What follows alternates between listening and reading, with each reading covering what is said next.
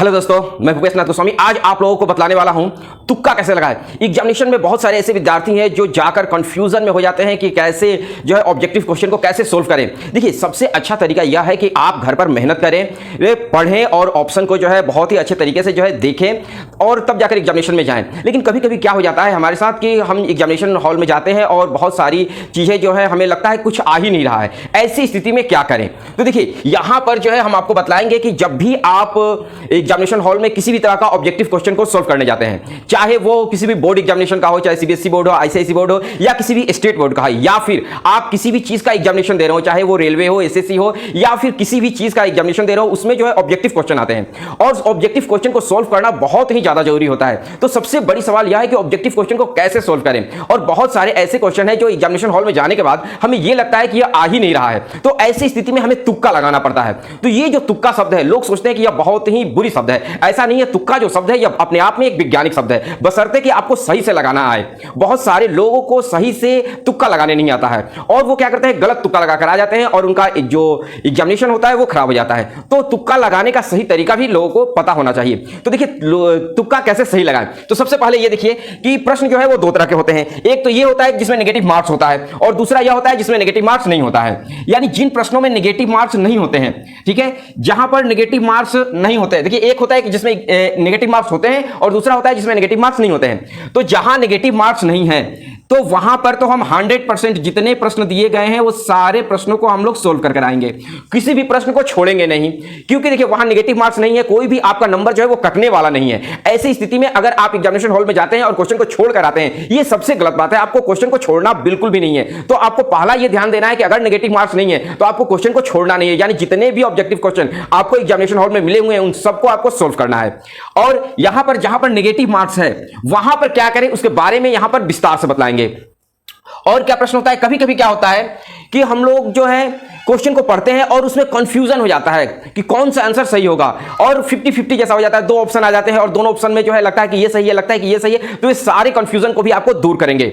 और एक और चीज होती है कि बहुत सारे ऐसे भी बच्चे होते हैं जो पढ़कर नहीं आते हैं, जो एग्जामिनेशन हॉल में जाने से पहले कुछ भी नहीं पढ़े हैं, जिनको ऑब्जेक्टिव क्वेश्चन के बारे में या फिर जो भी क्वेश्चन में आने वाला है उसके बारे में कुछ भी नहीं पढ़े हैं। तो उनके लिए यह बहुत ही इंटरेस्टिंग वीडियो होने वाली है। इस वीडियो को लास्ट तक जरूर देखें और इसे दूसरों के पास शेयर भी करें और अभी तक सब्सक्राइब नहीं किया तो सब्सक्राइब कर लें। तो चलिए इसको शुरू करते हैं। सबसे बड़ी चीज यह है कि यह चीज हमें ध्यान देना है कि हमें अपने आप पर विश्वास रखना है। किसी भी आप एग्जामिनेशन हॉल में जाते हैं तो अगर अपने आप में अगर विश्वास नहीं रखते हैं तो आपकी परीक्षा जो भी आपका एग्जामिनेशन है वो अच्छा नहीं होगा। तो यहां पर देखिए, आपका मेहनत, आपका ज्ञान, आपका अनुभव और आपका आत्मविश्वास, ये ऐसी चीजें हैं जो आपके एग्जामिनेशन में बहुत ही ज्यादा प्रभावित करने वाले हैं। तो आप जो भी पढ़ते हैं, जो भी मेहनत करते हैं, एकदम दिमाग में ये रखें कि मैं सबसे बेहतरीन किताब से पढ़ता हूं, मेरा दिमाग जो है सबसे तेज है और मैं जो है मेहनत कर आया हूं। आपके अंदर जो है ये कॉन्फिडेंस होनी चाहिए। इसके अलावा आपके पास जो है ज्ञान भी होनी चाहिए जो आप पढ़ते हैं। और इसके अलावा सबसे मेन चीज है कि आपके पास जो है कॉन्फिडेंस होनी चाहिए। और आप जो भी पढ़े हुए हैं, बचपन से लेकर आज तक जो भी पढ़े हुए हैं, आपके पास एक अनुभव जो है के रूप में इकट्ठा है और यही अनुभव जो है हमारे एग्जामिनेशन हॉल में काम आता है। देखिए, ये तुक्का जो शब्द है ये अपने आप में वैज्ञानिक शब्द है। कभी कभी क्या होता है कि बहुत सारे प्रश्न जो है हमारे अवचेतन मन में होते हैं, हमने कभी उसे पढ़ा है, कभी उसे जो है देखा है, लेकिन आज जो है वो प्रश्न अचानक आ गया है। तो ऐसी स्थिति में हमारा मन जो है ये कहता है कि ये ऑप्शन जो है ज्यादा सटीक है, ज्यादा इसका आंसर जो है यही होगा और वास्तव में वही होता है। लेकिन अगर ज्यादा दिमाग लगाते हैं तो गलत भी हो जाता है। तो उस जो तुक्का है उसे कैसे लगाना है इसके बारे में पूरा विस्तार से बतलाएंगे। तो चलिए शुरू करते हैं। सबसे पहले क्या होता है कि क्वेश्चन को जब भी सेट किया जाता है तो उसमें कुछ क्वेश्चन को इस तरीके से भी सेट किया जाता है कि लगातार एक ही ऑप्शन आए। जैसे अगर ऑप्शन में आ रहा है मान चलिए सी, तो लगातार सी सी सी कंटिन्यू सी सी सी सी सी जो है ये कंटिन्यू आएंगे। अगर 1 2 3 सी आ गए तो उम्मीद ज्यादातर रहता है कि चौथा और पांचवा भी सी आ सकता है, ठीक है। लेकिन मैं यही कहूंगा कि मेहनत आप जरूर करके एग्जामिनेशन हॉल में जाएं, पढ़कर जरूर जाएं, तुक्के के भरोसे पर ना जाएं, ठीक है। देखिए, तो यहां पर अगर लगातार बी बी अगर आ रहा है तो ज्यादातर चांस रहती है कि अगला जो ऑप्शन होगा उसका भी आंसर बी होगा, ठीक है। अब ये आप चीज आपको समझ में आ गई। अब आगे समझते हैं कि बहुत सारे ऐसे क्वेश्चन दिए जाते हैं जिनका आंसर लॉन्ग होता है, ठीक है। बाकी सबके क्वेश्चन का आंसर जो है शॉर्ट शॉर्ट है और एक का जो है वो आंसर दिया हुआ है वो लॉन्ग में दिया गया है, काफी लंबा दिया गया है। ऐसी स्थिति में जो लंबा क्वेश्चन का आंसर दिया जाता है वही आंसर होता है। तो ये भी आपको ध्यान देना है कि लॉन्ग आंसर ही जो है वो आपके उत्तर होते हैं। तो जो भी ऑप्शन दिया गया है उस ऑप्शन में सबसे लंबा जो आंसर होगा वही आपका ऑप्शन जो है वही ऑप्शन आपके लिए सटीक होगा, वही सही होगा। तीसरा आते हैं वेरी इजी क्वेश्चन, ठीक है। बहुत आसान क्वेश्चन दे दिया गया है, तो जो भी आसान क्वेश्चन जब भी दिया जाता है तो उसका पहला ऑप्शन ए जो है वो नहीं दिया जाता है। वो किया जाता है कि ए को जो है उसको हटा दिया जाता है, उसको बी में डाल दिया जाएगा, सी में डाल दिया जाएगा और कभी कभी जो है डी में डाला जाता है। लेकिन ज्यादातर चांस ये रहता है कि उसको ए में नहीं डाला जाता है क्योंकि वो बहुत ही आसान होता है और बहुत ही आसान में जो है ए ऑप्शन नहीं डाला जाता है। ये आपको ध्यान देना है। तो वेरी इजी अगर क्वेश्चन होगा तो उसका आंसर जो है ए होने के बहुत ही कम चांस होते हैं। अब हम लोग आते हैं कि कभी कभी क्या हो जाता है कि कंफ्यूजन हो जाता है, कंफ्यूजन वाला हो जाता है। यानी हम लोग जो है हम लोग क्या करते हैं कि जैसे ए बी सी डी ये चार ऑप्शन होते हैं, ए बी सी और डी, इन चारों में से हम लोग क्या करते हैं छांटना शुरू करते हैं। तो छांटते हैं तो मान के चलिए ए को हमने छांट लिया कि ये नहीं होगा, ठीक है। यहां पर हमने डी को छांट लिया कि डी नहीं होगा, लेकिन दो जो ऑप्शन है बी और सी इसमें हमारा कंफ्यूजन हो जाता है। इस तरीके से कंफ्यूजन हो जाता है कि समझ में नहीं आता है कि कौन सा आंसर जो है वो सही होगा। यानी ऐसे कर सकते हैं कि इन दोनों में 50-50 हो जाता है कि इसमें कौन सा आंसर को हम लोग सटीक मारे, बी को मारे या सी को मारे। तो देखिए ऐसी स्थिति जब भी पैदा हो तो आपको जो है अपने कॉमन सेंस का यूज करना है और इस कॉमन सेंस के यूज से ही आपको इन दोनों में से किसी एक को जो है टिक करना है। अधिकतर बी और सी में अधिकतर ज्यादातर चांस जो है सी का होता है, लेकिन उसमें आपको कॉमन सेंस को यूज करना है क्योंकि जो है कभी कभी ऑप्शन जो है बी भी हो जाता है और कभी कभी सी भी हो जाता है। तो ऐसी स्थिति में आपको अपने कॉमन सेंस से इसका आंसर देना है। आते हैं कभी कभी क्या क्वेश्चन में लिखा हुआ रहता है कि इनमें से सभी या इनमें से कोई नहीं, ठीक है। तो आते हैं सबसे पहले इनमें से सभी, ठीक है। तो ये जब भी लिखा रहा है इनमें से सभी, ठीक है, ऑल ऑफ दिस, ठीक है, तो ये इनमें से सभी जो है वो बहुत ही कम रहता है और ज्यादातर चांस ये रहती है कि इनमें से सभी जो लिखा गया है यही आंसर सही हो। अगर हम बात करते हैं इकोनॉमिक्स की तो इकोनॉमिक्स में मैंने ज्यादातर देखा है कि जहां पर आ जाता है इनमें से सही, इनमें से सभी, तो वही आंसर जो है सही होता है, यानी वही ऑप्शन जो है वो सही हो जाता है। लेकिन ये जो है ये जो आंसर सही होता है ये पीसीएस लेवल में चले जाए या फिर आईएएस लेवल में चले जाए तो उसमें नहीं होगा। ये जब भी आप जैसे ग्रुप डी का एग्जामिनेशन दे रहे हैं, एसएससी का एग्जामिनेशन दे रहे हैं, रेलवे का एग्जामिनेशन दे रहे हैं या किसी भी बोर्ड का एग्जामिनेशन दे रहे हैं, ठीक है, किसी भी बोर्ड का आप एग्जामिनेशन दे रहे हैं, सीबीएसई हो गया, आईसीएसई हो गया या फिर आप जो है या फिर किसी स्टेट बोर्ड का दे रहे हैं, ठीक है, बिहार बोर्ड हो गया, यूपी बोर्ड हो गया या फिर एमपी बोर्ड हो गया, राजस्थान बोर्ड हो गया, तो इन सारे बोर्डों का आप जब भी एग्जामिनेशन दे रहे हो तो ऐसे में अगर इनमें से सभी आता है तो ज्यादातर चांस रहेगा कि वही ऑप्शन जो है वो सही होगा। अब हम लोग आते हैं कभी कभी लिखा रहता है इनमें से कोई नहीं, ठीक है, इनमें से कोई नहीं, तो इनमें से कोई नहीं भी ज्यादातर सही होता है, लेकिन आपको उसको सारे ऑप्शन को पढ़ना है और उस ऑप्शन को पढ़ने के बाद उसमें कॉमन सेंस यूज करना है कि ये होगा या नहीं होगा, लेकिन इसमें तो ज्यादातर जो है इनमें से सभी होते हैं, ठीक है। हम लोग आते हैं आगे।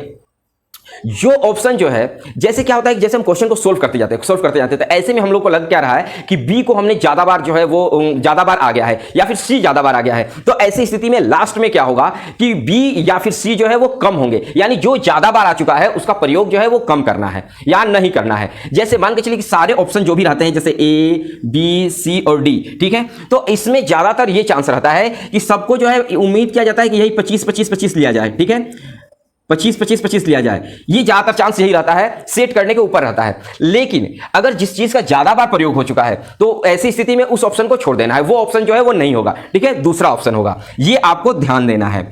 हम लोग आते हैं कि अगर आपको कुछ भी नहीं आता है, आपने कुछ भी नहीं पढ़ा है, ये ध्यान दीजिए, अगर आपने कुछ भी नहीं पढ़ा है, आप जो है कभी किताब देखे ही नहीं है, किताब आज तक नहीं देखे हैं, सीधा एग्जामिनेशन देने एग्जामिनेशन हॉल में चले गए हैं, ठीक है, तो ऐसी स्थिति में अगर आपके पास ऑब्जेक्टिव क्वेश्चन आते हैं तो आपको क्या करना चाहिए? ऐसी स्थिति में क्या करें कि आपने कहीं कुछ भी नहीं पढ़ा है, एकदम देखा तक नहीं है, तो क्या करें? तो ध्यान से सुनिएगा, इसमें आपको करना क्या है कि किसी भी 10 क्वेश्चन को, ठीक है, 10 क्वेश्चन को हम लोग को ले लेना है, 1 से लेकर 10 तक मान लेते हैं, ले लेते हैं, उसमें एक ऑप्शन जो है, एक ऑप्शन कोई भी ले लेते हैं, ए में लगातार 10 तक हम लोग 1 से लेकर 10 तक को हम लोग रंग देंगे, ठीक है, और 1 से अब 10 से लेकर जो है हम लोग यहां पर 11 से लेकर यहां 20 तक, 11 से लेकर 20 तक क्या करेंगे? बी रंग देंगे, ठीक है। तो इसी तरीके से हम लोग इसी क्रम से आगे बढ़ेंगे। अगर कुछ भी नहीं आता है तो ऐसी स्थिति में ज्यादातर चांस होगा कि आपको जो है नंबर जो है अच्छा खासा नंबर जो है आपको यहां मिल जाएगा, जबकि आपने कुछ भी नहीं पढ़ा है तो पर भी आपको नंबर मिल जाएगा, क्योंकि आप जब भी 10 क्वेश्चन सेट करेंगे, 10 क्वेश्चन में ज्यादातर उम्मीद रहता है कि 4 या 5 क्वेश्चन जो आप रंग रहे हैं वो आने का ज्यादातर चांस रहता है। देखिए ये जो है ये बहुत ही ज्यादा जरूरी है। अगर आपने कुछ भी नहीं पढ़ा है तो उनके लिए। अगर आप पढ़े हुए हैं तो आप उसको दिमाग लगाइए, अपना जो है अपना कॉमन सेंस लगाइए, और जो भी पढ़े हैं उसको याद कीजिए और उसको जो है आप ट्रिक कीजिए। जो नहीं पढ़े हैं उनके लिए यह ऑप्शन है। अब है कि जब भी बहुत हार्ड क्वेश्चन आ जाए, आपको मतलब लगे कि इसका सिर पैर ही नहीं है, पता ही नहीं चल रहा है कहां से दिया गया है, बहुत हार्ड क्वेश्चन है, अगर मैथमेटिक्स में बहुत ज्यादा हार्ड क्वेश्चन आ गया है, तो ऐसी स्थिति में अगर मैथमेटिक्स में ज्यादातर हार्ड क्वेश्चन आ जाए तो ऐसे में क्या करना है? अगर मैथमेटिक्स में ज्यादातर हार्ड क्वेश्चन आ जाए तो उसका आंसर जो है ए को रंग देंगे, क्योंकि जब भी बहुत ज्यादा हार्ड क्वेश्चन दिया जाता है तो उसका आंसर ए को दे दिया जाता है। ठीक है, ये खासकर मैथमेटिक्स में होता है। अब यहां पर मैथमेटिक्स का बता रहे हैं, मैथमेटिक्स में ऑब्जेक्टिव को कैसे सोल्व करें। ठीक है, ये हमने सारे विषय का सीख लिया, या फिर जीके जीएस ये भी कह सकते हैं कि ये हमने जीके जीएस का सीखा। ठीक है, GK and GS, GK and GS, या फिर आपके जो भी बोर्ड के सब्जेक्ट है वे सारे बोर्ड के सब्जेक्ट आ गए। लेकिन मैथमेटिक्स के लिए रूल अलग है। यहां पर अगर बहुत ज्यादा हार्ड क्वेश्चन आता है तो उसका आंसर जो है ए होने का ज्यादातर चांस रहता है। अगला ऑप्शन ध्यान दें, ठीक है, कि आपको जो भी ऑप्शन जो है ऑप्शन अगले ऑप्शन को निकालना। देखिए आपके पास जो भी ऑप्शन दिया गया है, ठीक है, जैसे ए बी सी और डी, ठीक है, तो इसमें होता क्या है कि कुछ क्वेश्चन के आंसर, जैसे यहां पर मान लिया कि यहां पर दिया गया है 25, इसका दे दिया गया है 35, और इसका दे दिया गया है मान लें 75, और इसका दे दिया गया है आपको 550, ठीक है, ये आपके ऑप्शन दे दिए गए हैं। तो ऐसी स्थिति में क्या करना है कि आपको इसको छांट लेना है, ये कभी भी आंसर नहीं होगा। ठीक है, क्योंकि ये अलग है, एकदम डिफरेंट टाइप्स का है, ये आंसर नहीं हो सकता है। यानी जो भी आपका आंसर होगा ये इसी के अंदर होगा, और ये तो होगा ही नहीं। तो इस तरीके से आपको आंसर को अपने छांट लेना है। हम लगाते हैं, देखिए यहां पर अगर मैथमेटिक्स में ऑल ऑफ दीज आ जाए या नन ऑफ दीज आ जाए, ठीक है, तो ज्यादातर चांस रहते हैं कि यही आंसर होंगे। ऑल ऑफ दीज और नन ऑफ दीज आ जाए मैथमेटिक्स में तो ज्यादातर चांस रहते हैं कि यही होंगे। हम लोग आते हैं इसमें कि अगर बहुत ज्यादा कैलकुलेटिव क्वेश्चन दे दिया गया है, बहुत ज्यादा उसमें जो है जोड़ घटाव गुना भाग बहुत ज्यादा करना है, ऐसी स्थिति में क्या होता है कि ऐसी स्थिति जब भी हो जाए, ठीक है, बहुत ज्यादा जिसमें गुना भाग जो भी करना है, ठीक, तो ऐसी स्थिति में इनका आंसर जो है ए होने का ज्यादातर चांस रहता है। ठीक है, या फिर ज्यादा अगर इसमें किया गया है तो इसमें 0 या 1 होने का ज्यादातर चांस रहता है। ठीक है, इन दोनों में से कोई एक होगा। बहुत ज्यादा अगर कैलकुलेशन किया गया है, बहुत ज्यादा जो है कैलकुलेशन किया गया है, तो ऐसी स्थिति में इसका आंसर या तो ए होगा, नहीं तो 0 या 1 होगा मैथमेटिक्स में। ठीक है, ये आपको जो है समझना है। अगर आपको डिजिट वाले प्रश्न आते हैं, ठीक है, बहुत सारे ऐसे प्रश्न होते हैं जो डिजिट वाले होते हैं, तो डिजिट वाले प्रश्न में भी 0 और 1 का होने का ज्यादातर चांस रहता है। ठीक है, अगर मान लेते हैं कि मैथ आप बना रहे हैं, ऑप्शन जो है वो मैच नहीं कर रहे हैं, आंसर आ ही नहीं रहा है, तो ऐसी स्थिति में जब भी आप मैथमेटिक्स बना रहे हैं और आंसर नहीं मिल रहा है, तो आपको करना क्या है, ध्यान से सुनिएगा। आपको ऑप्शन से जो है वो आंसर को खोजना है, और ऑप्शन का जब भी आप ऑप्शन का बात करते हैं तो ऑप्शन से खोजने की बात करते हैं तो आपको डी से शुरू करना है। यानी पहले डी को उसमें बैठा कर देखना है, आ रहा है कि आंसर नहीं है, उसके बाद जो है सी को बैठा कर देखना है, उसके बाद बी को बैठा कर देखना है, उसके बाद ए को बैठा कर देखना है। यानी जब भी आप ऑप्शन पुट कर जो है आंसर निकालते हैं तो डी से स्टार्ट करें, डी सी डी और ए, इस तरीके से निकालें। तो इस तरीके से निकालेंगे तो ये जल्दी सोल्व हो जाएगा। अगला है कि अगर मैथमेटिक्स में वेरी इजी क्वेश्चन मिल जाता है, बहुत ही आसान क्वेश्चन जो है मैथमेटिक्स में आपको मिल जाता है, तो ऐसी स्थिति में ध्यान दीजिएगा कि जब बहुत ही आसान क्वेश्चन मिल जाए तो ऐसे में उसका कभी भी आंसर ए नहीं होगा। ठीक है, उसका आंसर कभी भी ए नहीं होगा, ये आपको ध्यान देना है। तो ये ए आपका नहीं होगा। ठीक, तो ये जो है ये आपके ट्रिक्स हैं। अब आगे आपको बतलाते हैं कि आपको करना क्या है। ठीक, तो देखिए अगर आप जब भी किसी भी मैथमेटिक्स को बना रहे हैं, ठीक है, और उस मैथमेटिक्स में बहुत सारी प्रॉब्लम आ रहा है, यानी ये आपको लग रहा है कि ये जो है ये सही नहीं होगा, आपको ये सही नहीं होगा, ऐसा आपका कंफ्यूजन में लग रहा है, तो देखिए ऐसी स्थिति में क्या किया जाता है कि ऑप्शन को ले लिया जाएगा और ऑप्शन में ये छांटा जाएगा कि कौन सा नहीं होगा। ठीक है, ये आपको छांटना है कि कौन सा नहीं होगा। जैसे मान लेते हैं कि ऑप्शन हम ले लेते हैं ए बी सी और डी, ठीक है, तो इसमें आपको ये छांटना है कि कौन सा नहीं होगा। मान के लिए कि ये नहीं होगा, ये नहीं होगा, ये नहीं होगा, तो ज्यादा चांस रहता है कि ये हो जाए, ये ज्यादातर चांस रहता है। तो आपको ऑप्शन से ही ये छांटना है। देखिए अब हम कुछ ऐसी चीजें बतलाने वाले हैं जो बहुत ही ज्यादा जरूरी है, और ये सभी विद्यार्थियों के लिए बहुत ही ज्यादा जरूरी है, चाहे आप जो है पढ़कर आए हैं या नहीं आए हैं, लेकिन आपके लिए बहुत ज्यादा जरूरी है। पहला प्रश्न कि जब भी आपका को क्वेश्चन पेपर मिले तो आपको क्वेश्चन पेपर को बहुत सारे विद्यार्थी क्या करते हैं कि आराम से शुरू से लेकर लास्ट तक जो है पढ़ते हैं, उसके बाद ओएमआर शीट उठाते हैं और बनाना शुरू करते हैं। ऐसा बिल्कुल भी नहीं करना है। आपको करना क्या है, आपको जो है ऑप्शन जो है शुरू में जो प्रश्न मिला तो आपको 1 नंबर से मिला, तो वहां से आपको पढ़ना शुरू करना है। ठीक है, और आपको सावधानी पूर्वक पढ़ना है और स्पीड पढ़ना है। आपके अंदर स्पीड होना चाहिए। जितना स्पीड आप पढ़िएगा, ठीक है, और जितना ज्यादा आप जो है पढ़कर समझ पाते हैं तो उतना ही आपके लिए बेहतर होगा, क्योंकि इस एग्जामिनेशन हॉल में समय की बहुत ज्यादा कमी होती है। तो आपको जो है स्पीड पढ़ना आना चाहिए। ठीक है, दूसरा जो है आपको कॉमन सेंस जो है वो होना चाहिए। यानी जब भी आप किसी भी क्वेश्चन को सोल्व करते हैं तो आपके पास कॉमन सेंस होना चाहिए। अगर आपके पास कॉमन सेंस है तो आप अपना कॉमन सेंस का प्रयोग कर जो है ज्यादातर क्वेश्चन को आप सही कर लीजिएगा। ठीक है, कॉमन सेंस आपके पास होना चाहिए। अब आते हैं ओएमआर शीट पर। देखिए ओएमआर शीट आप जब भी आपको मिल जाए, ठीक है, ओएमआर शीट मिले तो क्या करना चाहिए। देखिए ओएमआर शीट जो है इस तरीके से होता है। ओएमआर शीट में ही बच्चे बहुत ज्यादा गलती करते हैं। ओएमआर शीट जो है ऐसे 1 2 3 4 5, ठीक है, 5 ही तक हम रखते हैं, A B C और D, ठीक है। वैसे ही A देखिए एक उदाहरण के लिए आपको हम बतला रहे हैं, ठीक है। इसी तरीके से आपका OMR शीट होगा और इस OMR शीट में इसी तरीके से ऑप्शन जो है आपके लिखे हुए रहेंगे और आपको उसे रंगना है। देखिए यहाँ पर बहुत ही इंपॉर्टेंट बातें आप लोगों को बतलाने वाले हैं जो बहुत ही आप लोगों के लिए जरूरी है। तो देखिए जब भी OMR शीट मिले तो आपको करना क्या है कि अगर OMR शीट आपको मिल रहा है तो यहाँ पर हमको ध्यान देना है कि जब भी ऑब्जेक्टिव क्वेश्चन आए तो इस ऑब्जेक्टिव क्वेश्चन को हम लोगों को जो है यहाँ जब भी इसको रंगे हम लोग, तो यहाँ पर इसको जो है अंदर से ऐसे जो है इस तरीके से रंगे, ठीक है। पहले बाहर वाला हम लोग ऐसे एक राउंड लगा लेंगे और उसके बाद जो है अंदर जो है ऐसे रंगेंगे। तो ऐसे में क्या होता है कि आप स्पीड OMR शीट को रंग लेंगे।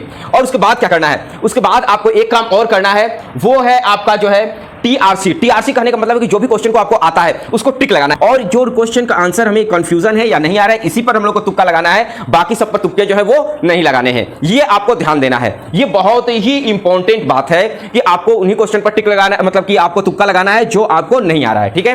और आप लोग पढ़कर जरूर जाएं, तुक्के का भरोसा पर बिल्कुल भी ना रहे।